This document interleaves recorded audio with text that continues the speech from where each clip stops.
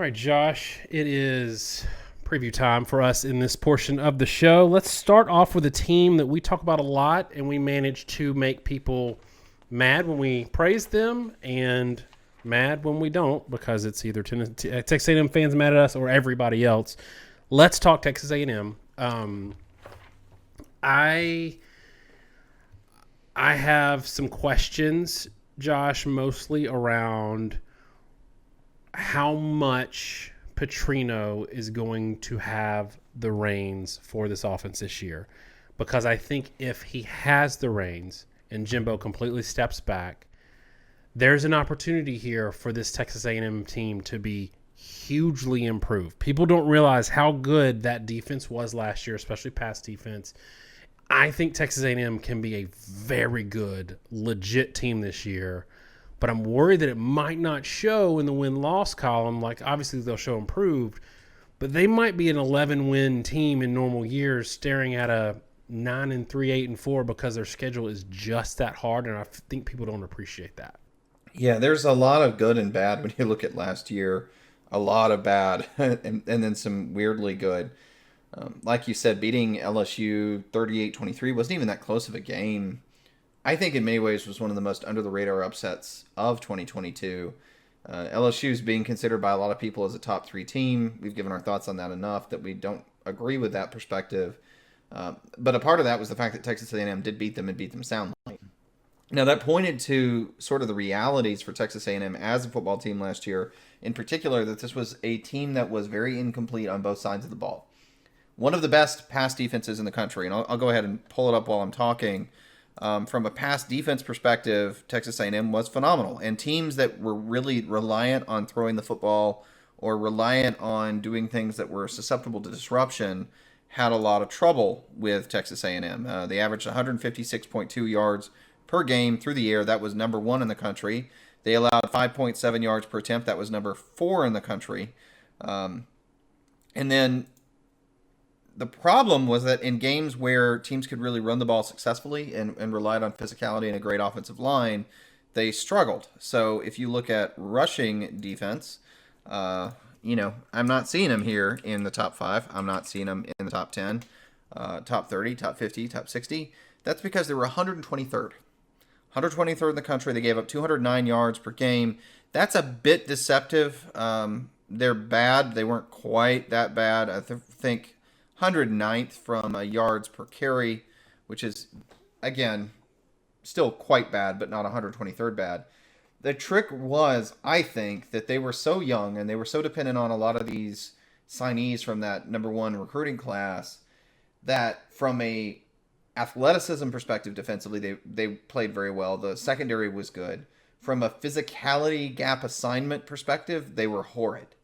And so you saw throughout all the way through the season, when they played teams that were well designed to run the ball between the tackles and play with power, they often just got rolled over. The Appalachian State game was a great example. They only gave up 17 points, but the key was Appalachian State ran a lot of option concepts, and they went 4 down, and Texas A&M could not get them off the field. That was a very short game. There were not many drives played because they were so able to convert without throwing the football. They couldn't get explosive plays, but App State could continue to maintain possessions. You look at some of their other losses that were a little more jarring. 41-24 to Florida. Florida could run the ball pretty well, and Anthony Richardson's a physical guy. That was a football team that was well equipped to play Texas A&M because they couldn't really throw the ball and didn't have to. Mississippi State ran all over Texas A&M. Even with the air raid spread, that was a game where they dominated with the run. But some of the other games, Alabama in particular with a backup quarterback, still running that Bryce Young offense. Their offensive line wasn't fantastic last year, and A&M was able to get a lot of disruption. They caused multiple fumbles. That's why that game was so close. LSU's offensive line was not great last year. Jaden Daniels was under pressure for most of the year. They played better late in the year because the offensive line started playing a little bit better, and they had some time in the pocket. Early in the year, he really didn't have any. They played Jaden Daniels as the starter, I think, really because they knew the offensive line wasn't great and they needed that mobility. But LSU was a bad matchup against A&M because they couldn't run the ball, which means they couldn't run it that well or well enough to sustain a game.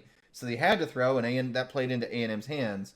And conversely, Texas A&M couldn't really throw the ball themselves, but they did have a pretty good run game. And against teams that had struggles stopping the run, that they had a lot of success. So, sort of walking through it, what's really obvious was how boom or bust A&M was, how much of a matchup dependent team they were in 2022. And I think you're a little more optimistic on them, and I have to think it's because you think they're going to be a more balanced football team, right? Well, I think that there's a couple of things. One, I feel like run defense is something that can probably be shored up in the offseason a little better than pass defense, unless you are just completely depleted at defensive line. But for me, I just can't get past losses in games like App State, almost like Miami, where the offense was just so comically inept that it didn't matter how good their defense was. And so from that standpoint, you don't know what the defense is doing to maybe try to force turnovers or try to force short fields, be overly aggressive, because they know their offense is going to go 3 and out 6 times a game. I think that just really played into a lot of it. And I almost don't even care about offensive personnel, because if Petrino's running the show, look, if Jimbo Fisher doesn't let Petrino run the show, it's going to be more of the same. And I think that Jimbo Fisher's ego year was last year, because he had questions going into last year of whether or not he was going to let someone else sort of have some influence in the offense, and he kept it for himself, and it was a disaster. I think he kind of sees that now, right? He's locked in the contract. They're not going to fire him. It's more about legacy and getting actual wins. And I think from that standpoint, Petrino's going to be the guy. So again, I don't care about the offensive personnel. Like we can talk about who they lost. We can talk about struggles at quarterback last year, and we're going to see a lot of the same quarterback this year. Although probably not. We're not going to see King, but still, offense will be tremendously improved. But you did make a good point, because like even that A&M Alabama game, Alabama couldn't throw the ball, but they ran for basically 300 yards. Florida, Richardson, no surprise, didn't throw it great, but they ran for 300 yards. I'm curious though, Josh, looking at this schedule, one of the games that Texas A&M fans might be counting in the bag that might end up being tougher than they expect is that game at Miami in week 2. You're high on Miami. Maybe talk about that a little bit before we break down the rest of the schedule. Yeah, and when I say high, I mean higher than I think most people are. Miami last year was a team that really suffered due to a lack of offensive identity, and at some point that begins to sort of crater the whole program. Again, A&M saw that last year. We've been long-term critics of Josh Gaddis, and you can track what happened with Michigan with him when he left and they brought in a new offensive coordinator. Suddenly, Michigan was a much more competent offensive football team. I think you're going to see the same thing in Miami. I mean, he clearly ruined Tyler Van Dyke, who was one of the most highly touted guys, dark horse Heisman candidate, and ended up losing the starting job at a point last year. I think it was just a total lack of offensive game planning and cohesion. That's going to be a more competent football team, and it's going to be a much more dangerous one as a result.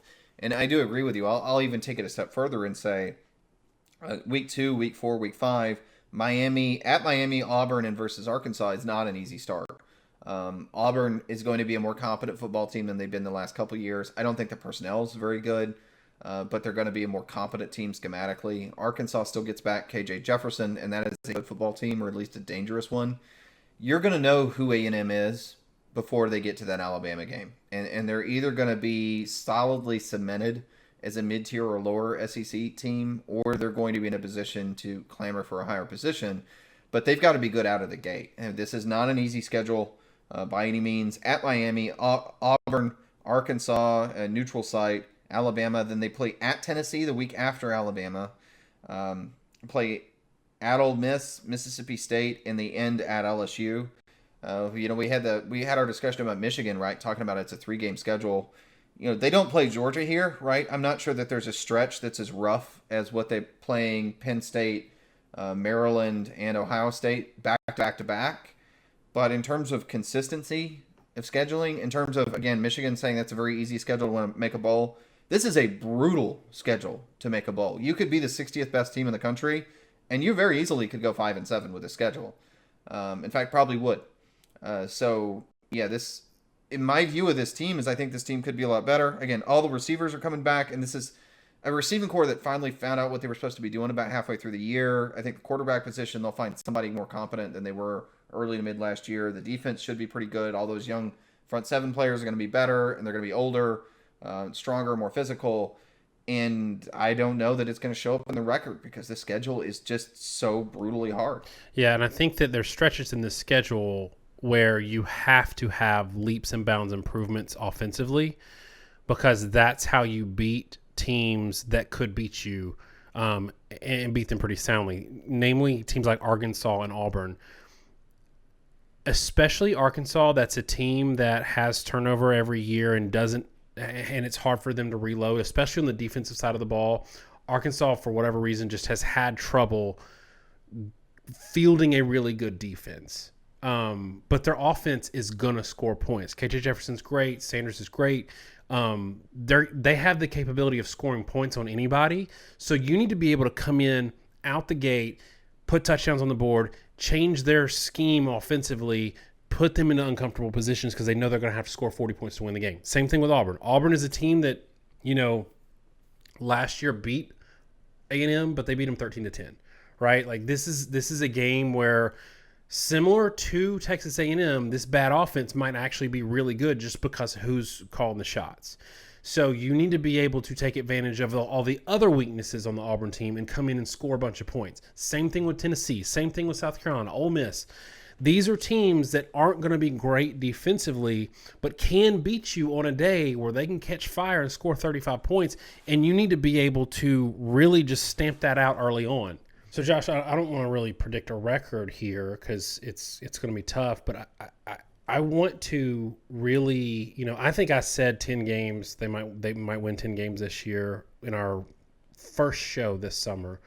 Looking at the schedule, I think that's tough, but man, if they can survive, if they can make it to Alabama undefeated, then they've got some breathing room. What's the possibility you think of them just getting to October 7th with a clean record? The odds of any team running any kind of gauntlet are always a lot lower than you think. I mean, even if a team has an 80% chance to win 3 games, then the total sum of your odds to win all 3 of them is still going to be less than 50%. So I would say A&M's chance to make it undefeated to Alabama in theory is probably like 1 in 3.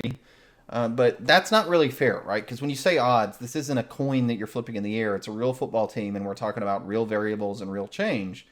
So whether they make it to Alabama is really dependent on who the football team is and the decisions that are made and the culture of the program. This was a team that was known to have major culture problems last year. It's well known. It's a team that has Bobby Petrino and DJ Durkin and Jimbo Fisher all on the same roster. So how that team gels and how successful they are is going to be a huge factor in everything. And if Petrino takes over, and I do think he's a very bright offensive mind and is able to play within, coach within his role, I think they can make it to undefeated. If those pieces don't work out, they're probably not. And so it's not really about the games themselves or the teams. So much about Texas A&M depends upon who Texas A&M is. And I think within this sort of bracket of teams, they're probably the hardest one to predict because there's so much potential for them to be better and so much potential for them to spiral.